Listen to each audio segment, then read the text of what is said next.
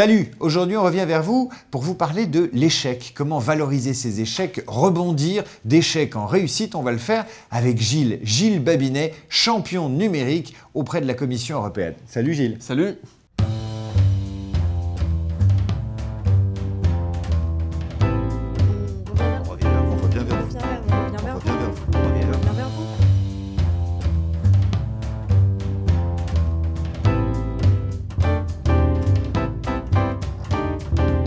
Gilles, qu'est-ce que c'est que ce CV? J'ai lu ta notice Wikipédia, un bac à 20 ans en candidat libre, ensuite des projets d'entreprise qui partent dans tous les sens. Quelle est la cohérence? C'est une question de recruteur, hein, ils veulent de la cohérence. Quelle est la cohérence de ce parcours? Moi, je n'ai pas été recruté, mais j'ai eu beaucoup de chance, je crois, avant tout. Et puis au-delà de ça, j'ai eu beaucoup de passion dans tous les projets que j'ai faits. Donc, du bâtiment, du design industriel, et puis après du numérique et de l'informatique à partir de là. Alors, tu m'as dit que tu t'étais beaucoup planté et que tu étais d'ailleurs quasiment en échec scolaire avant le bac. Quoi. Ouais, j'étais en échec scolaire et quand j'avais 14 ans, j'étais diagnostiqué comme pas très intelligent. Un sous-doué. On se demandait pourquoi je ne marchais pas à l'école. Ça a été un certain soulagement parce que pour le coup, on m'a foutu un peu la paix. Ouais. Tu avais un QI inférieur à la moyenne. Un QI inférieur à la moyenne. C'est incroyable. Et puis surtout, l'école, c'était catastrophique. Et tu m'as dit, mes parents, ils croyaient que j'étais débile. Ben ouais, à l'issue de ça, ils se sont dit, bon, ben voilà, on va pas le pousser trop parce qu'il va pas y arriver, quoi. Ouais. Et ça a été finalement plutôt une chance parce que, pour le coup, je me suis intéressé à des trucs pour ce qu'ils étaient vraiment. Et c'est là que j'ai réussi à faire des choses.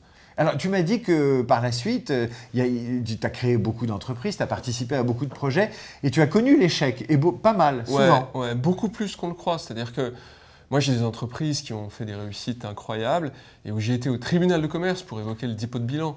Et donc, je crois que la caractéristique des entrepreneurs, et en discutant avec eux, on voit ça, c'est qu'on se plante beaucoup plus qu'on réussit. Il faut accepter ça. Et je crois que c'est finalement dans la capacité d'avoir une certaine foi en soi, de se dire que ça va marcher, que ça fonctionne. Je pense au gars d'Oculus là, qui a vendu sa boîte 2 milliards.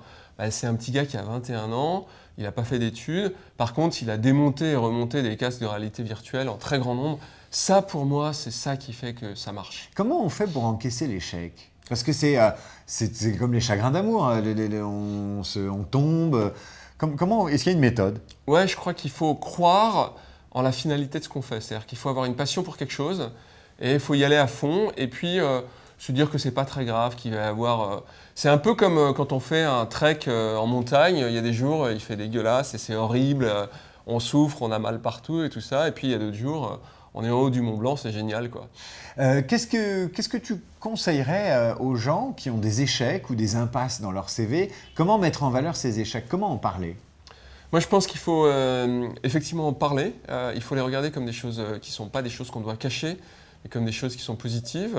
Et le fait de l'analyser, de le regarder, ça vous permet d'avoir du recul et finalement d'avoir une façon d'en parler qui est très différente, je crois. Il me semble que moi, j'ai toujours été intéressé par des gens qui me disaient « j'ai monté une boîte, je me suis planté ». Parce que je connais ces gens-là et ces gens-là, ils ont une certaine humilité bien fondée. Et au-delà de ça, c'est des gens qui ont un vrai recul sur certaines choses qu'ils ont vécues. Est-ce que tu penses que l'attention du recruteur ou de l'interlocuteur s'accentue quand on dit bah voilà, je me suis planté, ou quand on lui parle d'un échec, plutôt que de dire bah, j'ai tout réussi?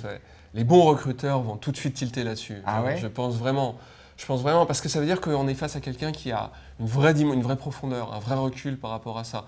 Mais après, c'est la façon dont on en parle. Si en disant oh, mais ça c'était un échec, c'est pas intéressant, c'est pas bon. Si on dit voilà, j'ai fait un échec et je me suis intéressé à comprendre pourquoi ça s'est passé comme ça, et je trouve que c'est vraiment intéressant ce que j'ai vécu au travers de ça, c'est pas le même discours.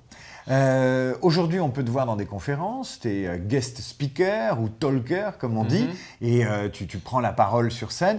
Qu'est-ce que tu conseilles à des gens qui cherchent un boulot? Tu m'as dit, en préparant l'émission, il faut travailler devant sa glace. Ouais, je pense que c'est un petit truc idiot, mais répéter un entretien plein de fois, on a l'impression pour soi que c'est pas utile, mais c'est très très utile parce que on apprend à être synthétique d'une part et on apprend à se concentrer sur ce qui a vraiment de la valeur dans le CV. Et puis je crois par ailleurs qu'on donne de la richesse à l'entretien. Moi je dis toujours que c'est intéressant, non pas parler que de soi, mais de parler aussi de l'employeur chez lequel on va. C'est-à-dire de dire écoutez, voilà comment je perçois votre entreprise, voilà ce que moi je peux faire pour vous. Moi j'ai toujours été très touché par les gens qui venaient me voir en me disant bon, mais moi je pense que votre problème c'est ça, et je peux vous aider à résoudre ça de cette façon. Tu as des questions fétiches en entretien? Parce que j'imagine il y a plein de jeunes que tu fascines et qui disent bah, voilà, j'ai envie d'aller bosser avec Gilles, j'ai envie de ses conseils. Est-ce que tu as un guide d'entretien? Est-ce que tu as des questions qui reviennent souvent? Moi, il y a une question que j'aime bien poser, c'est qu'est-ce que vous aimeriez faire dans vos rêves dans 5 ans? Ouais. Parce que je pense que c'est important que les gens aient l'impression qu'ils se projettent dans quelque chose et ils ne le font pas uniquement parce qu'ils doivent travailler. Ça, c'est quelque chose. La réponse m'intéresse beaucoup à cette question. Dans le business, quel est le défaut que tu n'as pas? Le défaut que j'ai pas, je sais pas, j'essaie d'écouter les gens, je sais pas quoi te dire par rapport à ça. Alors, est-ce qu'il y a une qualité professionnelle que tu aimerais acquérir? Tu te dis, ah là là, j'aimerais bien savoir faire ça mieux.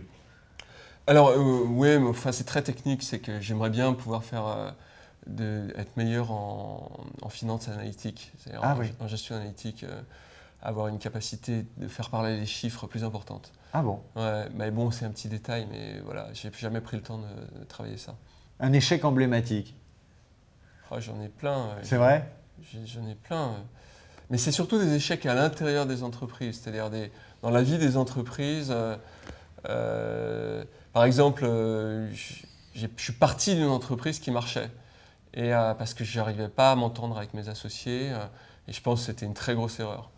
C'est-à-dire, tu l'as quitté? J'avais 2 associés qui se battaient entre eux, physiquement.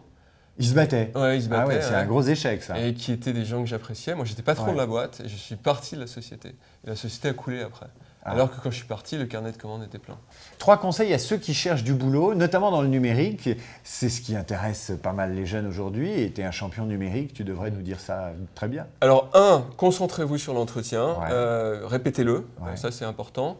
2, essayez de comprendre la société que vous allez rencontrer et de voir qu'est-ce que vous pouvez apporter à cette société. 3, je pense, essayez d'éviter de vous éparpiller et concentrez-vous sur les aspects techniques sur lesquels vous êtes fort et vous pouvez amener de la valeur ajoutée. Toi, tu t'es un peu trop éparpillé parfois? Oui, moi je m'éparpille beaucoup. Bon.